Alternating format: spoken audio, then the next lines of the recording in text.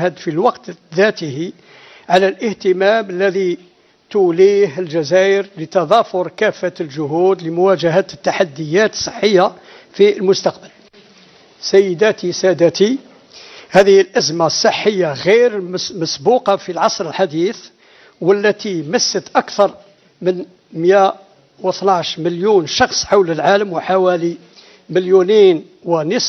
حالة وفاة، تدعونا إلى القيام معا بتقديم الاستجابة التي تم تنفيذها حتى الآن ضد كوفيد-19. كما تعلمون، الجزائر تأثرت ولا تزال تتأثر بهذا الوباء على غرار معظم دول العالم، وإن كان هذا التأثير أقل شدة من تلك التي شهدتها دول أخرى، حيث تم تسجيل منذ 25 فبراير السنة الماضية تاريخ ظهور أول حالة، ما يقارب أو بالدقة 112,461 حالة إصابة بكوفيد-19، والتي أسفرت للأسف عن وفاة 2970 شخصا. قد تسبب وباء كوفيد-19 عواقب صحية واقتصادية واجتماعية بدرجات متفاوتة في جميع دول العالم، بغض النظر عن مستواها التنموي. وما بين هذه العواقب اختلال الأنظمة الصحية حتى المتقدمة منها، مع تعطيل أنشطة الخدمات الصحية الأساسية، مع تشخيص وعلاج ومتابعة المرضى. ثانيا، مخاطر الانقطاع الدراسي الواسع بسبب إجراءات الحجر التي لا يمكن إهمالها، والخوف من ارتفاع مستوى الفقر وانعدام الأمن الغذائي. وبهذا ستمثل الدروس المستخلصة والإنجازات المحققة دون شك ركيزة مرجعية للبشرية جمعاء، يكون الهدف منها ضمان تنظيم أفضل واستخدام رشيد للوسائل المتوفرة من أجل تكفل أمثل بالمرضى وتقليل التداعيات السلبية على معيشة المواطنين. في إطار الاستجابة التضامنية الأوروبية على هذه الأزمة الصحية العالمية، قام الاتحاد الأوروبي ابتداء من أبريل 2020 بإنشاء برنامج لتمويل إجراءات لاستجابة الأزمة الصحية كوفيد-19، وذلك لدعم حكومات الدول المتقدمة والنامية بما فيها الجزائر. وهذا الدعم يأتي لتعزيز مهنيي الصحة بوسائل التحقيق المادية، وذلك معدات الحماية الشخصية. وقد تجسدت هذه الهبات بفضل عملية الاقتناء الجماعية التي أجرتها مراكز الشراء التي اقترحها الاتحاد الأوروبي من خلال شراكة مع برنامج الأمم المتحدة الإنمائي البنود، والذي مكن من خلال خبرته من الحصول على كميات المنتجات المبرمجة مع الضمانات اللازمة. وأغتنم هذه الفرصة لأحيي ممثلة برنامج الأمم المتحدة الإنمائي الحاضرة معنا اليوم، وكذلك الفريق العامل معها. إن التغلب على هذه الآفة بالنسبة لنا يشكل الأولوية والهدف الذي نصبو إليه جميعا باكتساب مناعة جماعية عن طريق تلقيح الواسع للسكان ضد فيروس كورونا. إن التضامن الدولي لوضع حد لهذه الكارثة الصحية سيشكل قفزة نوعية للإنسانية. ولتحقيق هذا الهدف النبيل يجب ضمان مساواة بين الشعوب والأمم في الحصول على التقدم العلمي الذي يتجسد في الوقت الراهن في مختلف أشكال التلقيح، ولا يتم ذلك إلا عن طريق تدليل الصعوبات التي تواجهها بعض الدول ذات الدخل المتوسط أو الضعيف في الحصول على اللقاح. لذلك نعرب هنا عن رغبتنا في جعل اللقاح ضد كوفيد-19 منفعة عامة عالمية تلبي 4 مبادئ رئيسية، وهي مشاركة المعطيات ونتائج البحث، ضمان حصول عادل للجميع،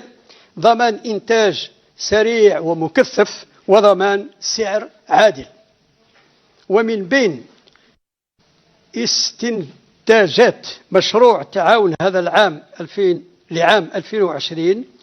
أنه بفضل إرادة سياسية قوية أنشأنا شراكات مبتكرة، وبالتالي يحل لنا الآن أن نأمل في تحقيق الأهداف المسطرة. قبل أن أختم حديثي أود أن أعبر عن شكري الحار لإطارات الاتحاد الأوروبي على الدعم الذي قدمه للجزائر في إطار هذا التعاون الأول، كما أشيد بالجهود القيمة التي بذلت من أجل تحقيق هذا المشروع الذي أتمنى أن يجد تعزيزا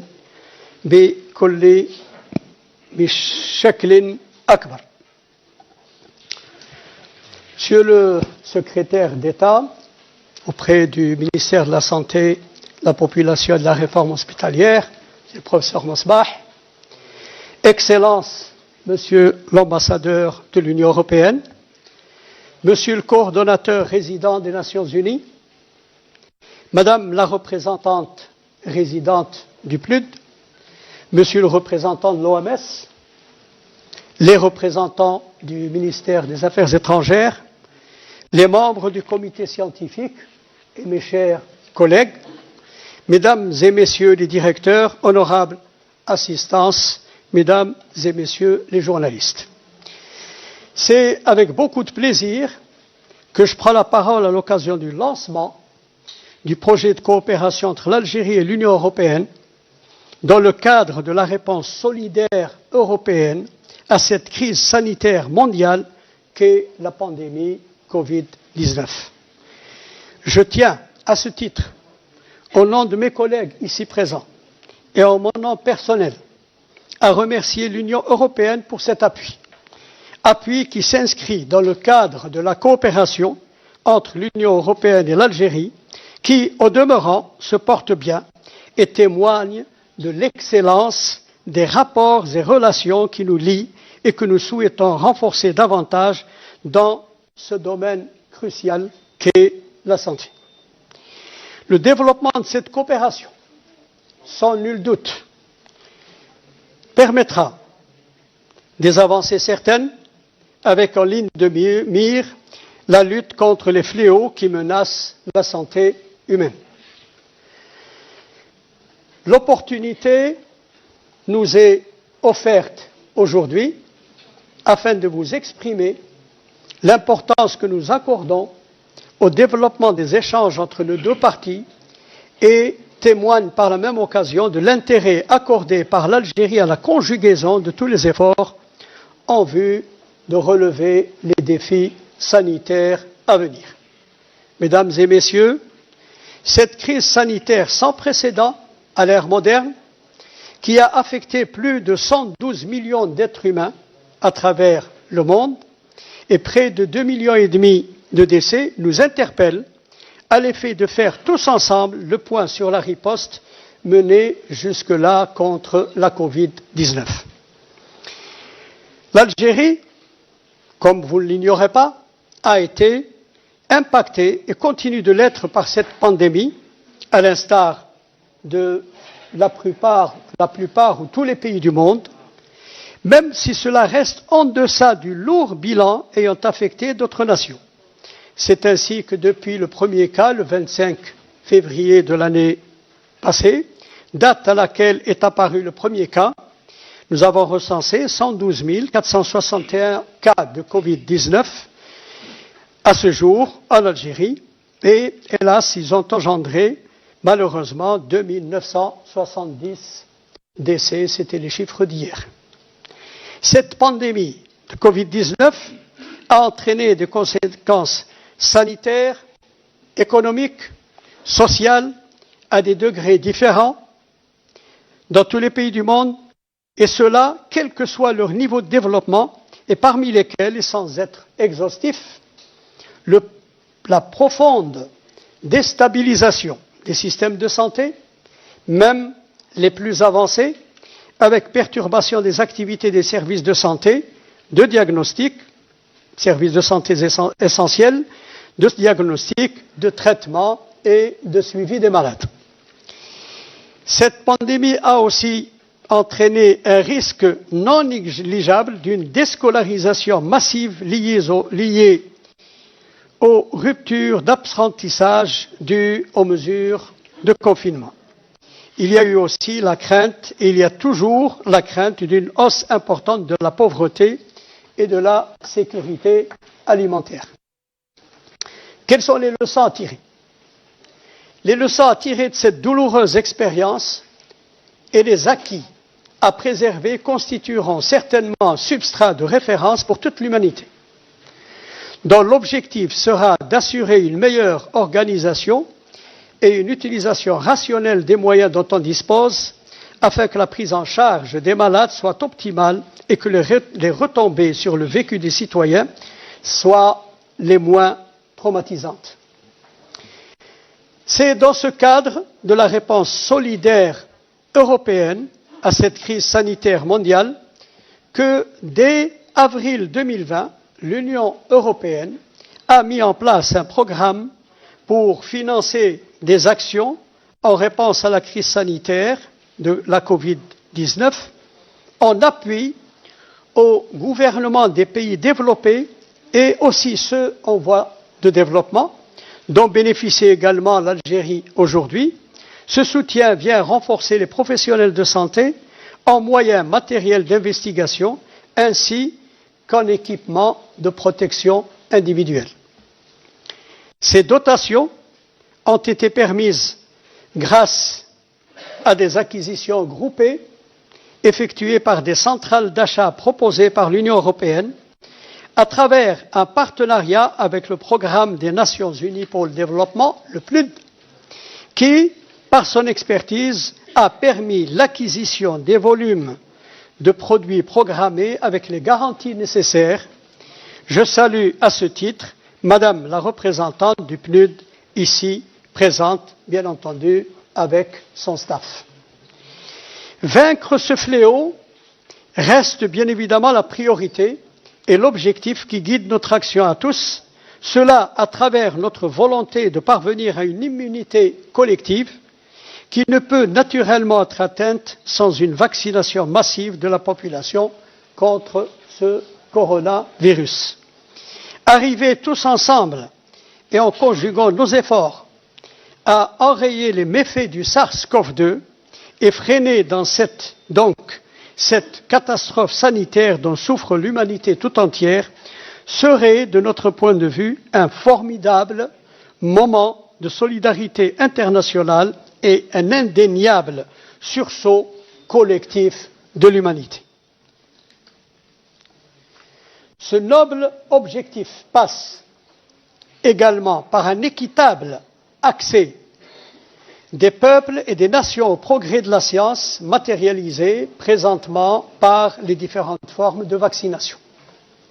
Relevons, pour appuyer notre propos,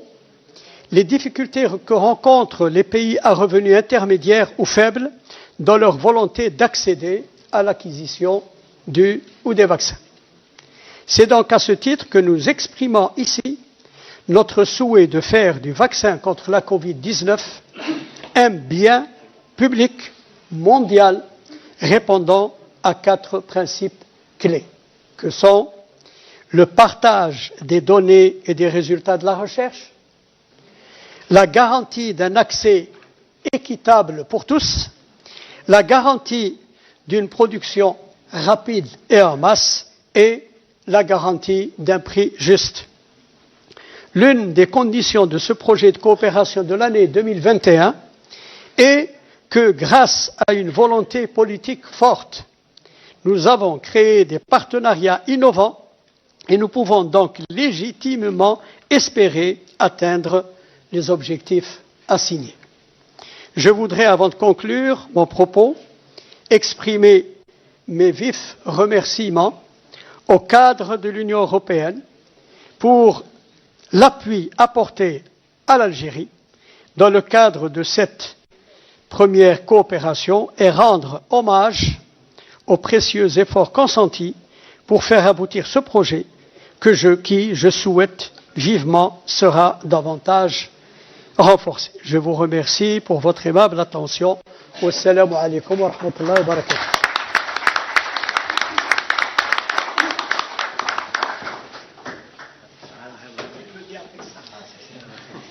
Merci, Monsieur le Ministre, pour ce point de situation et ces enseignements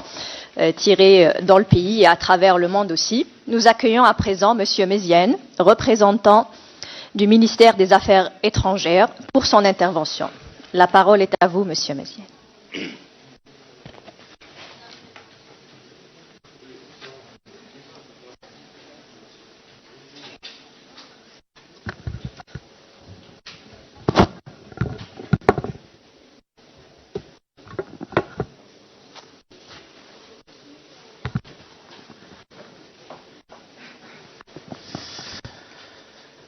Salam alaikum, bonjour tout le monde.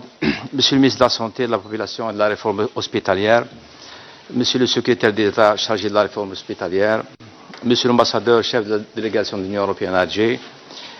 Madame la représentante résidente du programme des Nations Unies pour le développement, Excellences et représentants des États membres de l'Union européenne, Messieurs les membres du Conseil scientifique, Mesdames et Messieurs les représentants des médias, chers collègues, bonjour. Permettez-moi tout d'abord, au nom du ministère des Affaires étrangères, de vous remercier de nous avoir invités à cette importante conférence internationale consacrée à la stratégie algérienne de lutte contre la pandémie de la Covid-19 et les enseignements en perspective que nous pouvons tirer de sa gestion une année, presque jour par jour, depuis l'apparition du premier cas de la Covid en Algérie. La gestion de cette pandémie a nécessité des efforts gigantesques de la part du système de santé algérien, des différentes institutions de l'État et de la population. Les pouvoirs publics n'ont ménagé aucun effort pour circonscrire cette pandémie et limiter ses effets en pertes humaines et ses conséquences sur l'activité économique et sociale du pays en raison notamment du confinement décidé par les pouvoirs publics. Le ministère des Affaires étrangères, à travers son réseau diplomatique, déployé de par le monde, a été mobilisé pour soutenir cet effort national